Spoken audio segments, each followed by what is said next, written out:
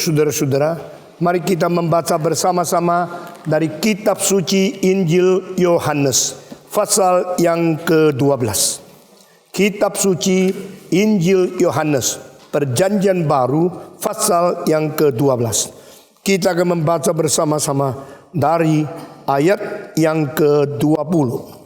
Injil Yohanes pasal 12, mulai dari ayat yang ke-20.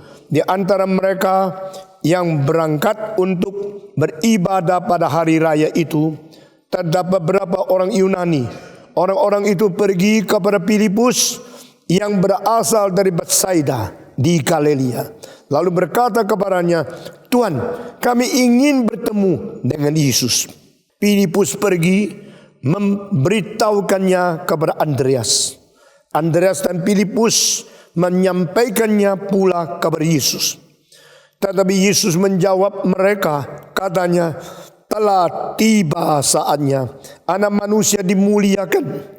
Aku berkata kepadamu, sesungguhnya jikalau biji gandum tidak jatuh ke dalam tanah dan mati, ia tetap satu biji saja.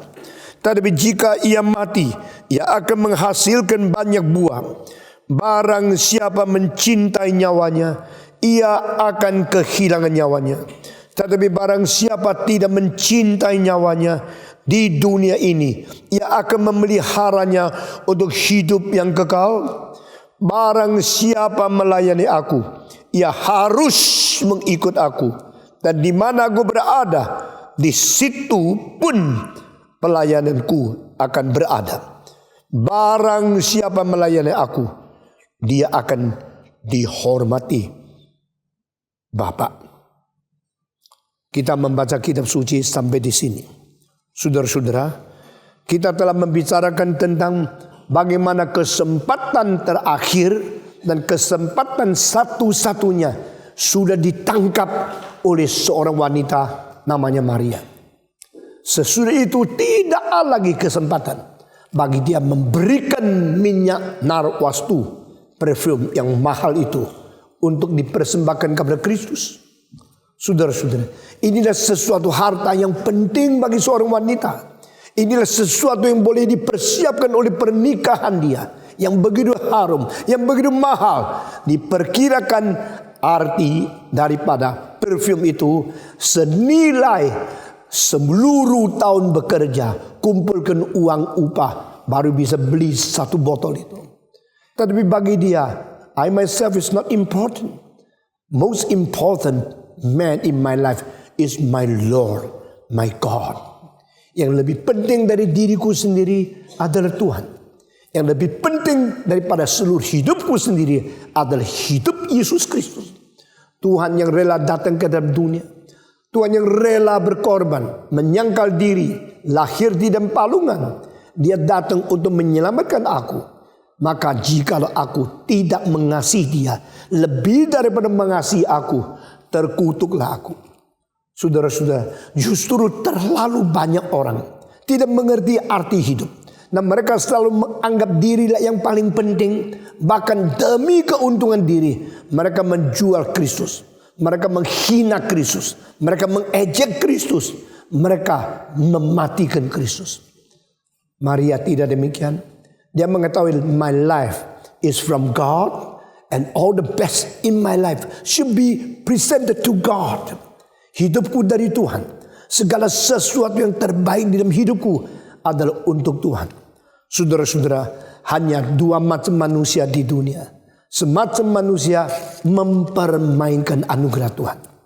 Kedua, menghargai anugerah Tuhan. Lalu hidupnya untuk Tuhan. Sehingga dia bisa menjadi pemancar cahaya, kemuliaan, berkat Tuhan yang dibagi-bagikan kepada orang lain.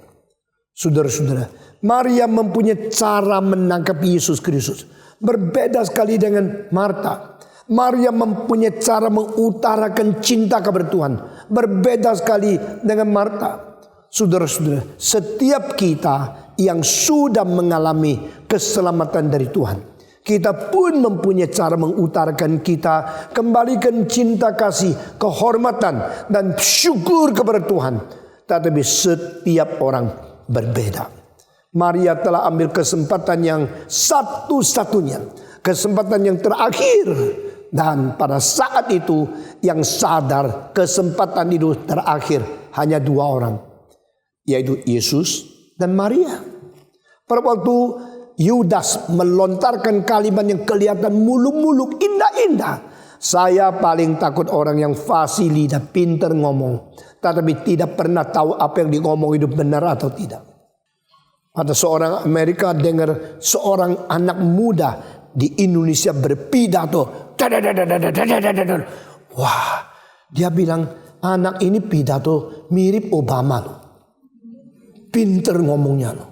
Tapi saudara-saudara, kalau kita bandingkan baik Clinton, baik Bush, atau baik presiden-presiden yang lain, mereka pidatonya tidak pernah seperti Obama lancarnya. Karena apa? Karena Obama pernah di Indonesia. Saudara-saudara, orang kalau ngomong pinter, lancar. Tapi saya mau tanya, setelah pinter ngomong, apa yang dikerjain? Apa yang dikerjakan? Semua sangat eloquent, semua sangat lincah, sangat pinter ngomong, tapi tidak kerjakan. Waktu saya masih umur 8, saya berada di kelas 3 SD di Tiongkok, di lantai ke-4. Nah itu gedung yang 7 lantai, kelas 3 dibagi di lantai ke-4.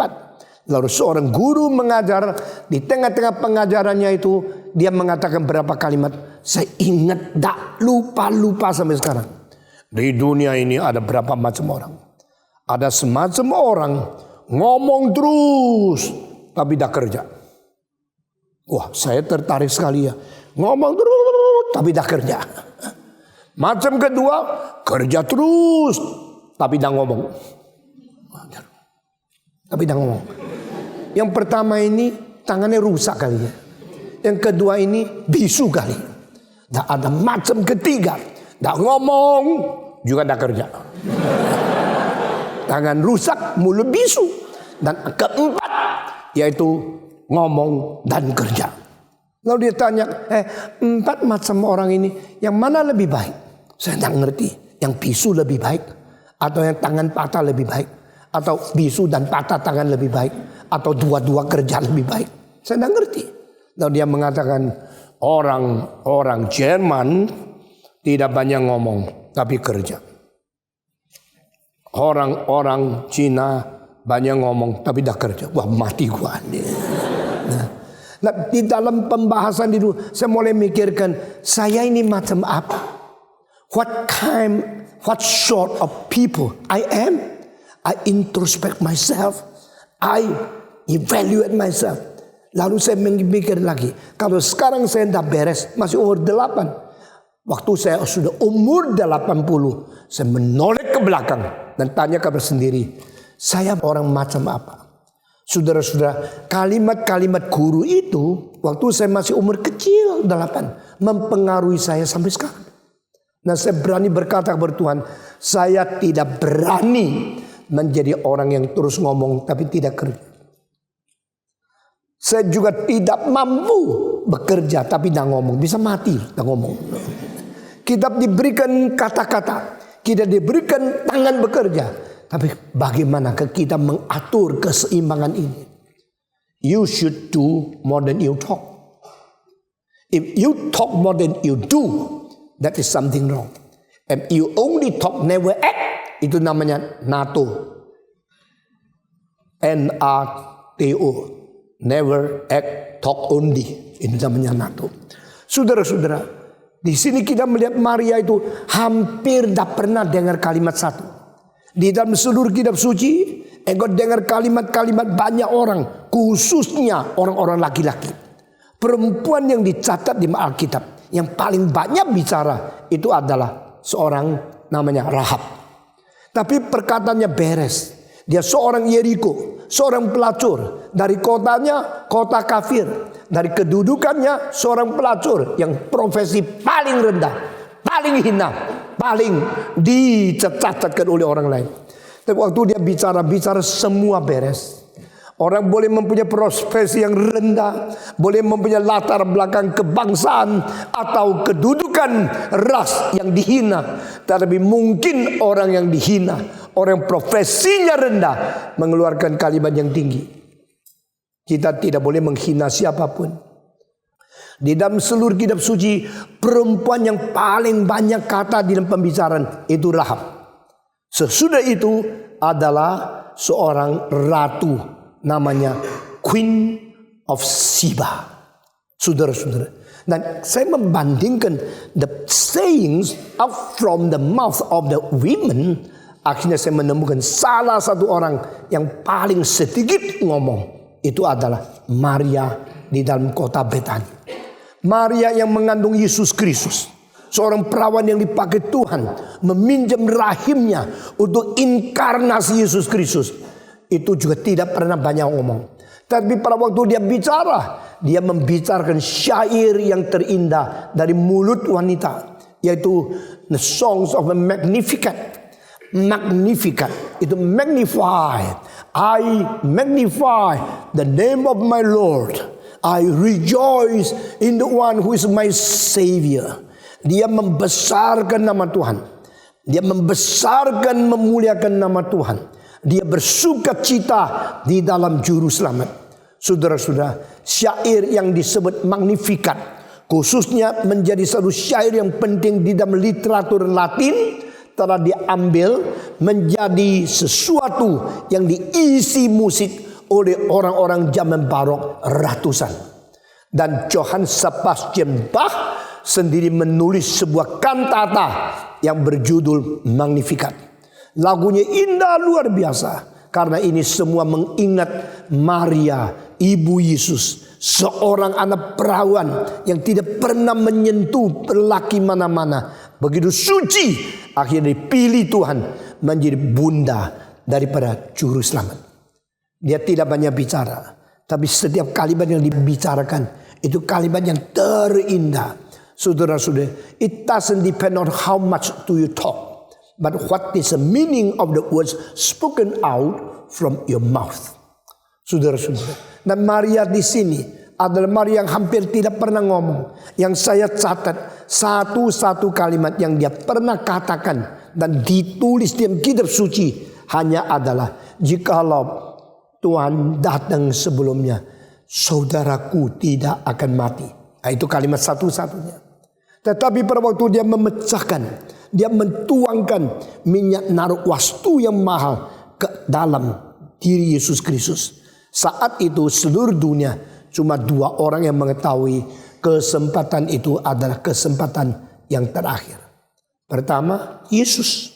Kedua, dia. Alangkah indahnya jika di dunia ada orang yang mempunyai perasaan sama dengan Kristus, mempunyai pandangan yang betul-betul sinkron dengan Yesus Kristus. Pada saat itu kita boleh mengatakan Yesus was not lonely, because somebody beside him knows what he feels, knows what he knows. Saudara-saudara, Maria adalah orang satu-satunya yang mengetahui bersama dengan Yesus. Apa yang diketahui? Yaitu, aku tidak sering ada padamu.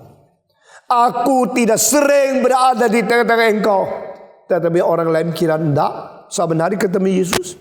Selama 3,5 tahun ini, saben kesempatan, saben hari dia ada. Dan kira ini akan terus. Saudara-saudara, banyak orang melupakan kesehatan tidak tentu sering ada pada dia. We always think that everything will happen just like now. We even do not know probably our opportunity is now final. Mungkin terakhir. Maka pada waktu dia pecahkan narwastu itu, maka Yudas berkata, kenapa tidak dijual? Ini bisa laku 300 dinar. Lalu boleh bantu orang miskin banyak.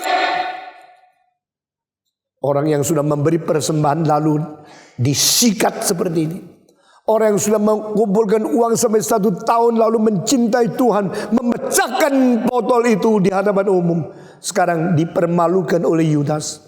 Saat Yudas mengatakan kalimat itu, Yesus harus berbicara. Kalau Yesus tidak berbicara, Maria akan dihina oleh semua orang. Engkau kurang cinta kasih sama orang miskin. Engkau tidak melakukan diakonia. engkau tidak mempunyai peri kemanusiaan. Banyak orang miskin. Saudara-saudara, waktu kita membangun gereja yang besar, juga ada orang mengatakan, kenapa bangun gereja? Itu uang menolong orang miskin Jakarta. Bisa bantu berapa banyak? Saya diam aja. Dulu di kota Calcutta di India, waktu itu Calcutta mempunyai 6 juta manusia. Itu kira-kira 45 tahun yang lalu. 6 million people.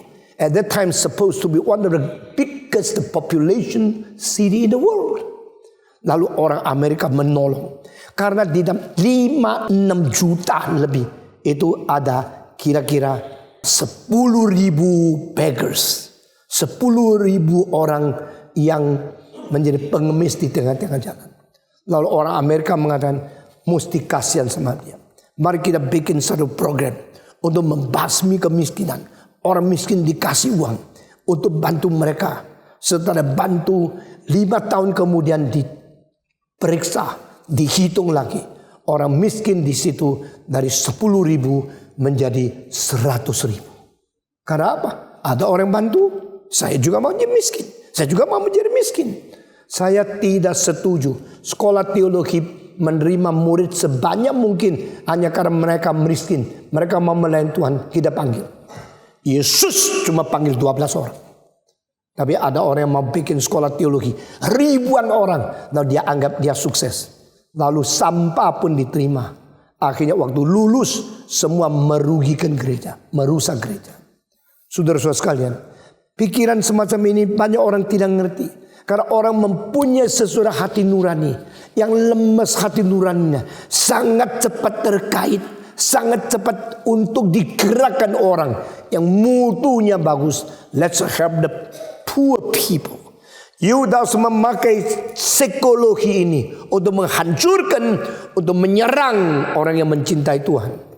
Maria mengumpulkan uang sepanjang 1 tahun, upah kerja yang tidak dipakai untuk memberikan narwastu untuk Yesus Kristus. Diserang dengan, kenapa tidak jual itu? Kenapa tidak jual 300 dinar? Kenapa tidak menolong orang miskin?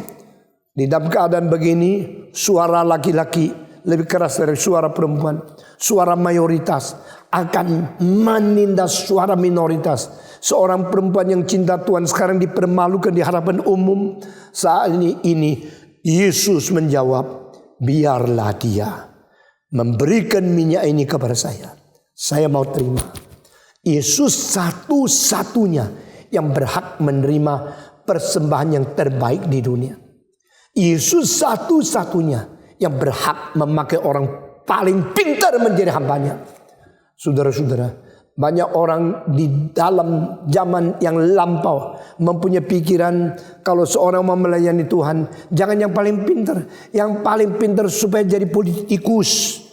Akhirnya tidak jadi poli, tetapi jadi tikus, saudara-saudara. Banyak orang paling pintar jadi profesor. Orang paling pintar jadi pedagang, jadi konglomerat. Yang sekolah dah lulus, suruh jadi pendeta saja. Saya melawan kalimat ini sejak saya umur 15. Di dalam masa saya masih remaja, saya melihat banyak orang yang tidak lulus, yang tidak beres, mau menjadi pendeta. Saya sangat benci. Dan saya akhirnya berkata, Tuhan, saya mau menyerahkan yang terbaik kepada Tuhan. Dan saya mengharapkan orang paling pintar menyerahkan diri menjadi hamba Tuhan. Dan pada waktu saya masuk sekolah teologi, saat itu ada orang mengatakan, orang ini kok mau sekolah teologi? Orang ini bagus loh. Dia waktu itu, maaf ya, ganteng loh saya. Waktu itu saya fasilitanya bagus. Waktu itu saya menjadi pemimpin di sekolah. Menjadi pemimpin daripada murid-murid semua. Dan orang semua menghargai saya. Tapi saya menyerahkan diri. Lalu di dalam khotbah kebaktian saya selalu menantang yang paling pintar menjadi hamba Tuhan. Give your best to the Lord. Give the best. Return to our Creator. Because He deserves the best. Tuhan berhak memakai yang terbaik. Amin. Otak yang terbaik kenapa dipakai oleh Bill Gates? Kenapa dipakai oleh Apple? Kenapa dipakai oleh Macintosh? Kenapa dipakai oleh Microsoft? Apakah mereka penciptamu? No. Apakah mereka memberikan keselamatan kepadamu? Tidak. Biar yang terbaik mengaku hanya satu bos. In my life there is no boss as my creator, my redeemer. Jesus Christ is my master, my boss. Maria mengerti ini. Waktu dia memberikan yang terbaik untuk Yesus Kristus, Yesus juga mengerti ini. Lalu Yesus mengkoreksi Yudas, jangan menekan dia, jangan ngomel kepada dia, jangan mengkritik dia. Biarlah perempuan ini memberikan minyak narwastu kepada saya, karena dia siapkan ini untuk hari kuburnya saya. Saya sangat tersentuh dengan kalimat ini, karena dia mempersiapkan ini untuk saya dikuburkan. Yesus mati, dikuburkan dan bangkit untuk keselamatan. Berarti dia mengurapi sesuatu peristiwa dari seorang yang akan menjadi juru selamat. Kalimat ini kalau ditelusuri menjadi satu hal yang besar dalam teologi. Siapakah yang berhak mengurapi seorang yang menjadi juru selamat? Dia pasti adalah the highest priest. Dia adalah seorang imam yang paling besar. Saudara-saudara, maksudnya Yesus sedang ditabiskan menjadi juru selamat. Dan yang dipilih oleh Tuhan bukan laki-laki. Dipilih Tuhan seorang wanita dari Betani. Ini kalau ditelusuri lagi menjadi satu hal yang mengagumkan sekali. Ini diakui oleh Yesus. Saya sedang diurapi oleh seorang perempuan yang mempersiapkan minyak ini untuk saya dikuburkan. Saudara-saudara, lalu dari situ saya memperkembangkan satu pikiran yang mungkin teolog-teolog lain tidak tentu setuju. Tapi saya rasa signifikansinya, mari kita pikir bersama. Waktu Yesus inkarnasi, Tuhan pilih seorang perempuan yang namanya Maria untuk dipinjam rahimnya sehingga Yesus menjadi manusia. Waktu Yesus dikuburkan, Tuhan pilih seorang perempuan namanya Maria untuk mengurapi dia dengan minyak narwastu. Waktu Tuhan sudah bangkit pula, Tuhan memilih seorang perempuan yang pernah diusir 7 setan keluar dari tubuhnya menjadi orang pertama mendengarkan utusan penginjilan. Apakah ini hal yang kebetulan? Saya kira tidak. 3 ladies chosen by God to be the one who give birth to Jesus Christ, the incarnated Word. Another lady chosen by God to anoint him before his burial. Another again lady chosen by God to listen to the first proclamation of sending to preach the gospel to the world. Dan kebetulan atau pimpinan Tuhan, tiga-tiganya Maria. Maria perawan, Maria Betani, Maria Magdalena. Tuhan tidak menghina wanita. Tidak ada agama yang menghargai wanita lebih daripada kekristenan. Meskipun di dalam kekristenan kita tidak mengizinkan wanita menjadi pemimpin. Kalau ada laki-laki, wanita tenang dulu. Kalau ada laki-laki, wanita tidak perlu menonjolkan diri. Biar laki-laki yang menjadi pemimpin. Karena kepala wanita adalah laki-laki. Yesus Kristus mempunyai kepala Allah Bapa. Allah Bapa adalah kepala dari Kristus. Kristus adalah kepala dari gereja. Dan laki-laki kepala dari perempuan. Suami kepala dari keluarga. Ini adalah same level but different order. Sama rata kedudukannya, tapi beda ordonya.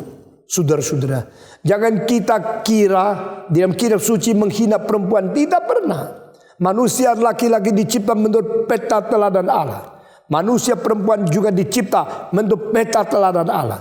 Laki-laki dan perempuan sama rata adalah mempunyai peta teladan Allah yang mempunyai kedudukan yang serata adanya. Tetapi laki adalah kepala perempuan, suami adalah kepala istri, suami adalah kepala keluarga. Ini tidak usah ditawar. Kecuali laki-laki itu lupa dia laki-laki. Ada nggak? Ada juga. Kecuali laki-laki tidak berkonfidensi menjadi pimpinan dalam keluarga, maka Tuhan kadang-kadang mengizinkan perempuan ambil alih. Pada waktu di dalam Alkitab kita melihat bahwa laki-laki melupakan kewajiban mereka, Tuhan memilih wanita untuk menggantinya. Kasusnya seperti Deborah, saudara-saudara. Nah, ini satu kasus khusus, tetapi Tuhan tidak menghina wanita. Maka hari ini saya mengkupaskan 3 Maria. Mary the Virgin, Mary from Bethany, and Mary Magdalena. Ketiga wanita ini satu dipakai untuk kelahiran Yesus, satu dipakai untuk pengkuburan Yesus, dan satu dipakai untuk kebangkitan Kristus, utus dia untuk mengabarkan Injil. Kita bersyukur kepada Tuhan. Pada waktu Yudas mengkritik, menghakimi Maria, Yesus tampil ke depan membela dia. Jangan menyusahkan perempuan ini. Jangan engkau mengkritik dia. Dia sedang memakai minyak narwastu ini untuk mempersiapkan saya hari dikuburkan. Saudara-saudara, engkau betul-betul menghiraukan orang miskin? Engkau betul-betul mencintai orang miskin? Jikalau iya, saya kasih tahu, engkau sering ada orang miskin di sekitarmu, tapi engkau tidak sering ada saya. This is a rare opportunity. This is the very, very rare opportunity that you rarely to have me to be with you right now. That is the reason. Let her do it. Saudara-saudara, setelah selesai peristiwa ini, maka Maria mendapatkan hibur. Dia sudah buang semua uang. Dia sudah hancurkan botol itu. Dia sudah keluarkan parfum itu. Sehingga seluruh rumah menjadi harum sekali. Dan di dalam catatan lain, Yesus berkata, biarlah dia kerjakan ini. Karena pada waktu Injil dikabarkan ke seluruh dunia, peristiwa ini juga sekaligus akan disebut. Saudara-saudara, orang yang mencintai Tuhan tak mungkin dilupakan oleh Tuhan. Persembahan-persembahan kita yang betul-betul dari hati yang penuh ucap syukur kepada Tuhan tak mungkin menjadi sia-sia. Everything you give, everything you sacrifice, you put on the altar will be remembered by God. Saudara-saudara, uangmu yang kau serahkan kepada pelacur, hancur. Uangmu yang kau serahkan kepada orang-orang yang tidak benar, hancur. Uangmu yang engkau serahkan untuk pekerjaan Tuhan akan diingat untuk selama-lamanya. Saudara-saudara, kecuali kita mengikuti pimpinan Tuhan dan tidak pernah puaskan diri, maka kita akan segera mundur, segera menyusut. Tapi kalau kita terus berkembang dan terus takut, taat dan lihat pimpinan Tuhan, Tuhan masih akan memakai kita. Saudara-saudara, memang sudah zamannya untuk saya boleh pensiun, boleh lega-lega, kaki taruh di atas kursi, lalu kipas-kipas begini. Tapi ada apa? Masih begitu sibuk. Saudara-saudara, dari minggu lalu pagi jam 6 sampai sekarang, saya cuma di rumah 6 jam. Saya keliling-keliling 6 jam. Dan minggu ini jatuh 3 kali. 2 kali mau naik mimbar, jatuh. 1 kali di Hong Kong. Waktu saya lagi hitung uang, busnya mendadak stop. Saya mau memberikan itu, dan saya jatuh ke belakang. Seluruh tubuh digeret di tengah-tengah gravititas. Dan kepala saya kurang sedikit terbentur. Bus berhenti. Dan sopirnya cepat-cepat turun. Lihat orang tua jatuh. Dia bilang, bagaimana? Saya bilang, jalan terus, tidak apa. Saudara-saudara, puji Tuhan. Kalau Tuhan masih kasih kekuatan, why not? Kalau Tuhan masih kasih kemungkinan, why not? Tuhan masih kasih kesempatan, why not? Why stop? Why rest? Why you think about yourself? You think about your own goodness, your own profit? No. We think about God's kingdom. Kehendak Tuhan yang jadi. Kerajaan Tuhan yang datang. Dan rencana Tuhan yang dikenapi di dalam tubuh kita. Kita bersyukur kepada Tuhan. Saudara-saudara, waktu Yesus Kristus berada di dunia, hanya dia sendiri tahu kesempatan sudah mau habis. Dan hanya Maria tahu Ini kesempatan terakhir. Pada saat itu semua orang tertidur.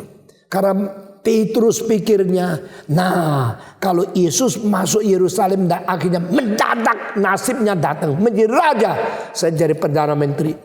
Yudas mengatakan, kalau Yesus jadi Mesias, saya menjadi menteri keuangan. Semua orang pikirnya sendiri. Semua orang tidak tahu Yesus ini kali datang untuk mati, bukan untuk menjadi raja. The opportunity will be over and no more. This is the last chance. Pada waktu kesempatan terakhir itu sudah tiba. Yesus tahu tapi tidak bicara. Dan yang satu lagi tahu, Maria. Saudara-saudara, saya bersyukur kepada Tuhan.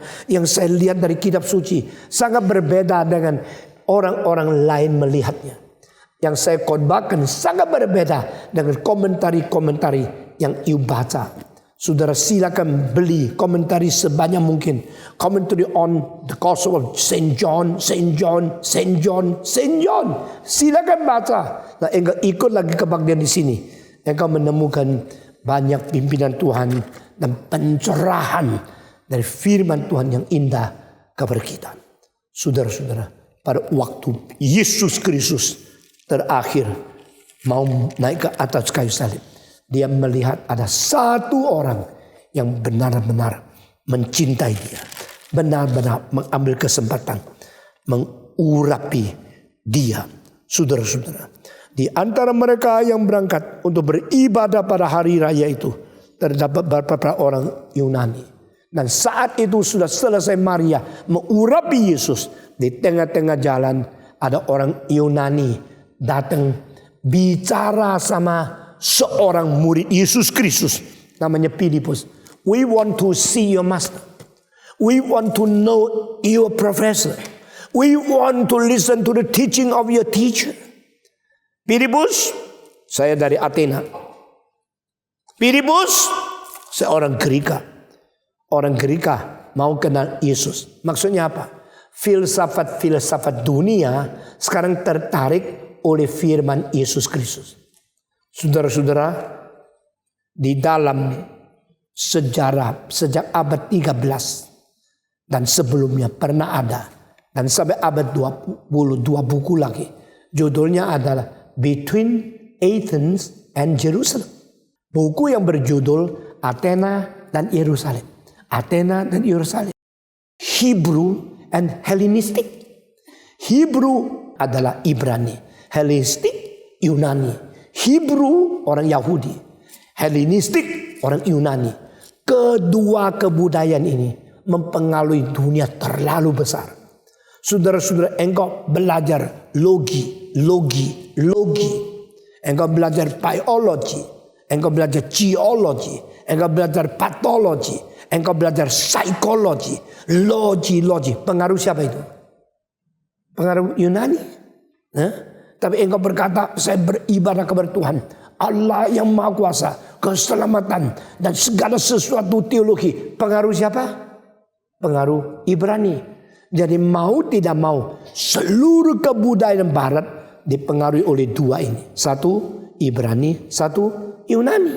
Dan Ibrani akhirnya menemukan seorang nama Yesus, datang menyimpulkan seluruh perjanjian lama dan membuka jalan untuk perjanjian baru. Ibrani. Sedangkan setelah Sokrates mati 400 tahun kemudian, ada orang Yunani datang mencari Filipus, mau ketemu Yesus. Bagi saya, it is not a very common thing. It is something significant in the history. The meeting between the culture of Jerusalem and Athens. Tetapi saudara-saudara, sudah membaca di sini, mereka bilang, ayo cari, saya mau ketemu Yesus. Filipus pergi cari Andreas. Ayo Andreas, ini lo mau ketemu Yesus. Lalu Filipus dan Andreas bawa orang Yunani ini untuk bertemu dengan Yesus Kristus. Maksudnya apa sih? Maksudnya orang-orang Yunani sekarang mau dengar filsafat yang lebih tinggi daripada apa mereka miliki. Semenjak Sokrates, Aristoteles, Plato, Kritos, daripada Heraklitus, daripada Maimonides dan semua itu, semua Parmenides, Lucretius dan semua yang sudah ada. We want to know something about Jesus. We want to understand what is the teaching of Jesus, because so different, so qualitatively different. He's talking about heaven. He's talking about eternity. He's talking about God. Who is God? His Father. How come a man called God his Father? We never do this. And he performed miracles. He healed all the sick people. And he cast out the demons. These things never happened in Greek history. Never happened among our philosophers, our Greek people. We want to see this one. Waktu mereka mau bertemu Yesus, kalau engkau ada orang pintar seperti orang Greek datang cari, senang tidak? Waduh, kalau seorang dosen yang mengajar di Universitas Gajah Mada, lalu ada seorang datang dari Amerika, we want to invite you to give lecture in Harvard University. Senang tak? Harvard? Wah, kepala bengkak 2 kilo. Saya akan diundang ke Harvard, akan diundang kepada Cambridge, akan diundang kepada Oxford. Nah, kalau Yesus hari ini ketemu sama orang Gerika, lalu mereka undang dia ke Athena menjadi profesor besar. Ini pertama kali namanya go public. Ini pertama kali namanya go international. Ini pertama kali leave my homeland, leave my country and go to be international. Tetapi saudara baca bagaimana reaksi Yesus. Yesus sama sekali tidak gubris. Yesus sama sekali tidak respons. Setelah mereka membawa orang Gerika adalah orang yang terpelajar di zaman itu. Tetapi sekarang Gerika adalah orang yang paling miskin di Eropa. Yesus tidak libat di dalam. Yesus tidak mau dipanggil oleh mereka. Dan waktu mereka datang kepada Yesus, Jesus, this is Greek people. They want to see you. Yesus tidak peduli. Yesus mengatakan, now is the time the Son of Man to be glorified by God. Saya sangat terharu. Inilah waktunya aku akan dipermuliakan. Waktu apa? Yaitu tidak lama lagi Yesus akan dipaku telanjang, dipermalukan. Tidak lama lagi, berapa hari lagi dia akan dihukum mati, mengalirkan darah, menyerahkan nyawa. Tapi Yesus mengatakan, no, it is not something shameful for me. It's something glorifying me. I will be glorified.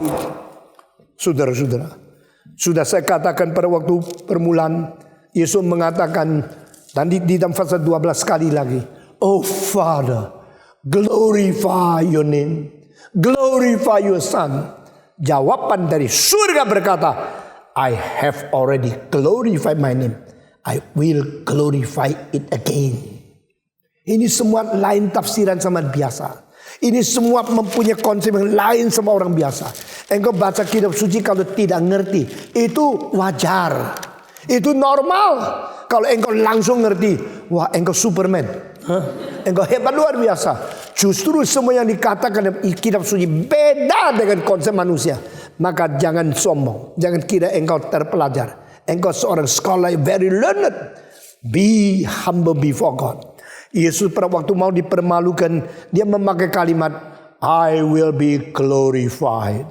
Yesus waktu sama sekali gagal, dia mengatakan, sukseslah.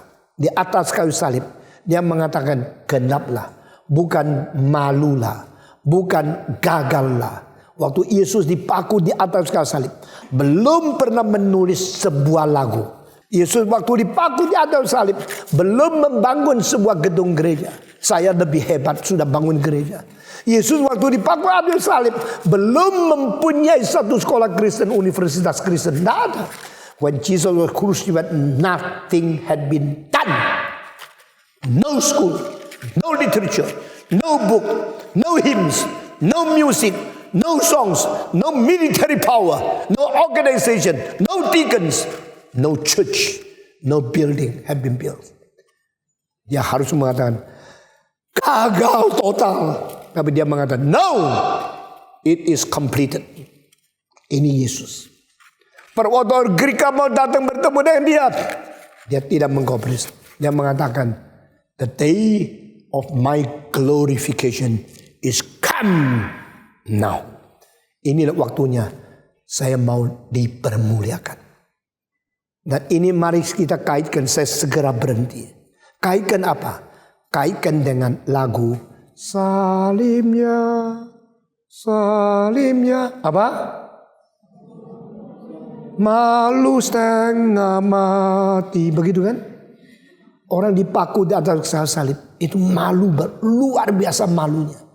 Mungkin sekali seluruh badan ditelanjangi. Dipermalukan. Diludahin. Dipukulin orang. Karena ini engkau sudah disalib. Engkau tidak mungkin membela diri lagi. Engkau hanya menerima, dipermalukan oleh orang lain. Tapi Yesus berkata, no. This is the time Son of Man will be glorified. Disitulah penilaian nilai berubah total, mutlak, qualitative difference. Orang yang mengenal Yesus Kristus, mereka akan mau menjadi yang mulia dianggap malu, yang malu dianggap mulia. Jangan kira yang bodoh yang menjadi hamba Tuhan. Tuhan sedang bekerja untuk mentaklukkan orang yang paling kaya, untuk re-evaluate what is the meaning of life. Apa artinya hidup? Dan saya melihat hari depan kekristenan sangat cerah. Karena orang-orang paling pintar merendahkan diri. Orang-orang paling kaya merendahkan diri. Semua akan kembalikan kemuliaan kepada Tuhan. Kenapa? Hanya satu orang yang pernah dipaku di atas kayu salib. Dan dia berkata, the day to be glorified my God is now up. Aku akan dipermuliakan. Kiranya Tuhan memberkati kita untuk makin mengerti Tuhan, makin mengikuti teladan Dia. Mari kita berdoa. Bapa di dalam surga, berkatilah kami, pimpinlah kami, sehingga firman yang tercantum di dalam kitab suci, setiap lembar, setiap pasal, setiap bagian, setiap ayat, setiap kalimat masuk ke dalam hati kami masing-masing. Sehingga kami boleh menjadi orang yang bertanggung jawab. Orang yang mempunyai penilaian tepat menurut kehormatan yang Tuhan tetapkan. Dengar doa kami yang kami panjatkan dalam nama Yesus Kristus, penebus dan juru selamat kami yang hidup. Amin.